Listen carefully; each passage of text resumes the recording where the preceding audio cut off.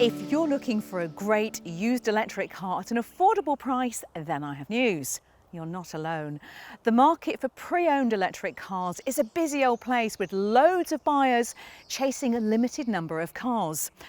Now that we've realised that batteries last way longer than anyone thought, and that you can recharge in the time that it takes to order and drink a flat white, well, we're queuing up to get our hands on a used EV. But which models are worthy of your cash and what should you look for? Well, here at Electrifying, we're on a mission to help you find the best EVs for your budget. And a car that definitely qualifies for the Electrifying seal of approval is one that first landed in the UK in 2014.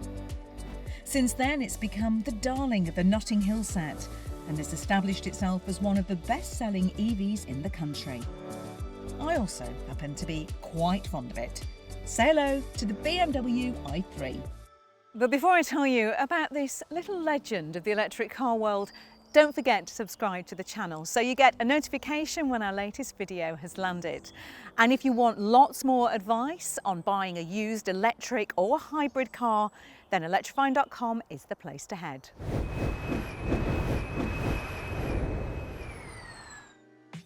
This is the car that BMW told us would start its electric revolution. The first of a wave of all-electric cars that would transform the automotive landscape. Fast forward 6 years and, well, we're still at first base. The i3 is still the only fully electric that BMW has on its books. But you know, that's no bad thing, because like most only children, the i3 has been spoilt rotten by its parents. It's been treated to 3 major upgrades over the last 6 years. Even by electric car standards, the i3 is an unusual car.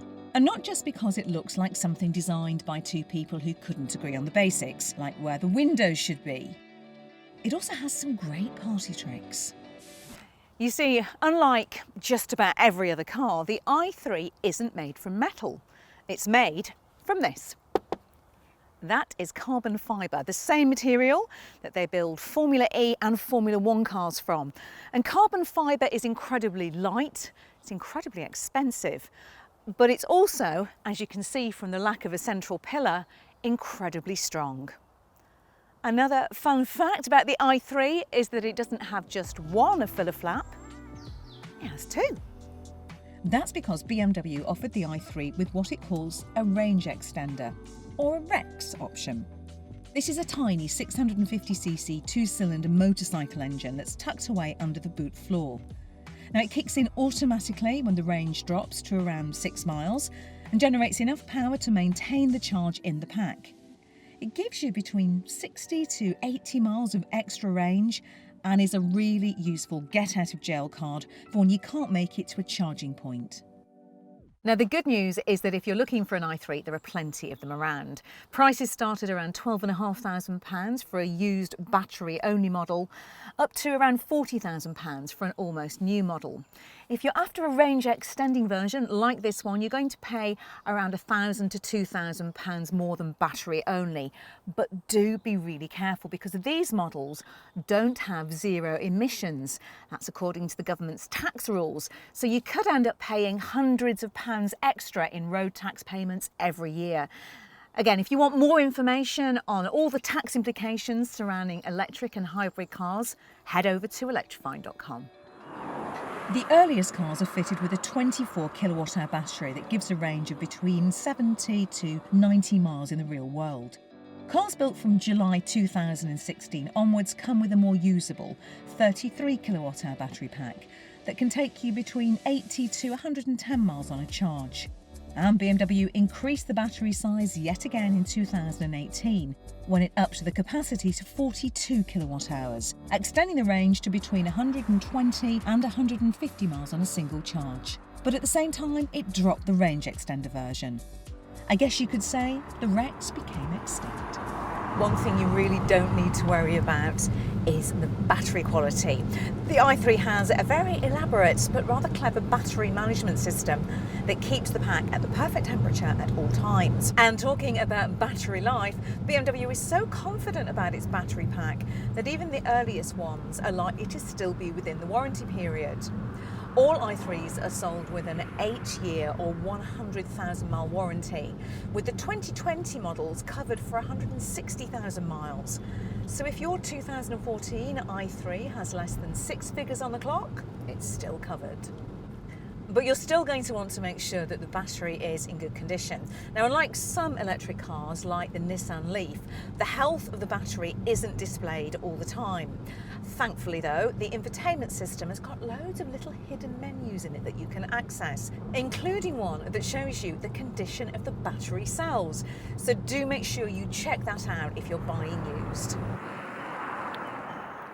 When it comes to charging, the i3 can be charged using the Type 2 connector for slow charging or the combined CCS connector, that's for rapid charging.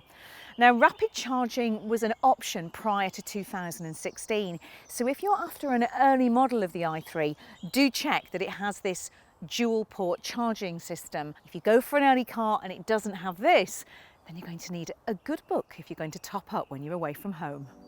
Charging time depends on the size of the battery. The 24 kilowatt hour model takes around 30 minutes to rapid charge to 80%. A 33 kilowatt hour takes around 40 minutes and a 42 kilowatt hour model takes around 50.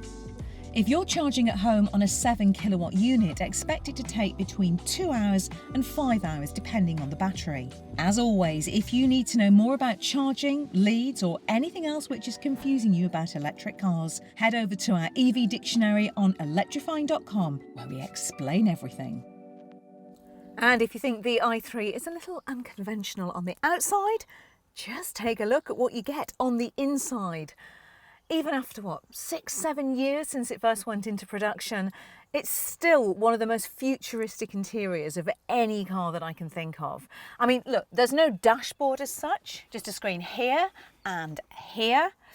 Now, the gear shift is located over here, behind the steering wheel, leaving lots of space down here for your water and your coffees and whatnot.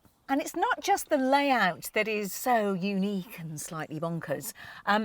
This material over here, well, that's made from recycled plastic bottles, whilst the top of the dash there is eucalyptus wood. I just think this is an absolutely brilliant interior. It still looks fresh and interesting. And for me, when I sit in here, I can completely see why i3 owners are so devoted to them. Like loads of EVs, the i3 comes with an app that allows you to see the status of the battery and activate the cabin heating and cooling. You can also set the nav system with it, but later cars do have Apple CarPlay, which we think gives drivers more options in terms of mapping and navigation. The main display isn't a touchscreen, which is a good job because it's quite a stretch away from the driver. Instead, you use the BMW iDrive wheel to navigate what is a pretty slick system. Now, as much as we love the i3's interior, it isn't without its quirks. So these rear opening doors, ta-da! They are a great conversation piece, but they can also be a royal pain in the backside if you're parked in a bay close to another car. And to get out of the back, you can't open the rear door until the front door has been opened. And if your backseat passengers don't hate you already, well, by the time they've spotted that these are sealed windows and there are no vents in the back, pretty much guarantee they're going to ask somebody else for a lift next time. But on the plus side, this is actually a great rear seat for children. The lack of this central pillar and the way the doors open means there's loads of space to get children in and out of car seats. It's also really handy if you're trying to help somebody less mobile in and out of the back. One thing that might put you off the i3 if you are looking to carry the family around is the boot. It's pretty small, but the seats do fold flat, and if there's only 2 of you travelling, you can cram a decent amount of stuff in there. Now, unlike some electric cars, the i3 is a really fun car to drive. Acceleration, of course, that's instant. The steering is really nice and precise. And overall, it just feels a bit like an overgrown go-kart. Now, from 2018, BMW added an S model to the i3 range, which came with more power, a special sport mode and some design changes. But there is a downside to the i3's puppy dog enthusiasm. You do feel every bump in the road, particularly on cars with the 20-inch wheels. They look fantastic, just don't feel so great. You know, if you're somebody who craves comfort over cornering ability, and this might not be the right electric car for you. Now, i3s do have a solid reputation for reliability, but there are a few things to look out for if you're planning to buy used. Because this i3 has that carbon fibre shell, accident repairs are almost impossible. Fortunately, BMW helps you spot any bodge jobs by leaving so much of the bare frame visible. Another i3 quirk on the range extender models is this front flat release. Early cars suffered from a fuel pressure sensor problem, which meant that it wouldn't open. So do check that it does before parting with your cash. Other than that, it's just the usual things to check. These tyres are an unusual size, which means they cost a small fortune to replace. So do check for any damage or excessive wear. BMW doesn't have old-fashioned paper books, but you'll be able to find out what work has been done via the iDrive infotainment system. All the car's health details are also stored in the key, so any BMW dealer will be able to extract this information for you. The i3 did have quite a few recalls in its early days, so it's important to check that all the work has been done. The older versions still look like something from the future, and it's a car that will turn heads and make you smile. Thanks for watching, and don't forget to check out our video on what to watch out for when you're buying a used electric car, along with our used Nissan Leaf review. And do please subscribe to the channel, it makes us all so happy, and we have cake to celebrate.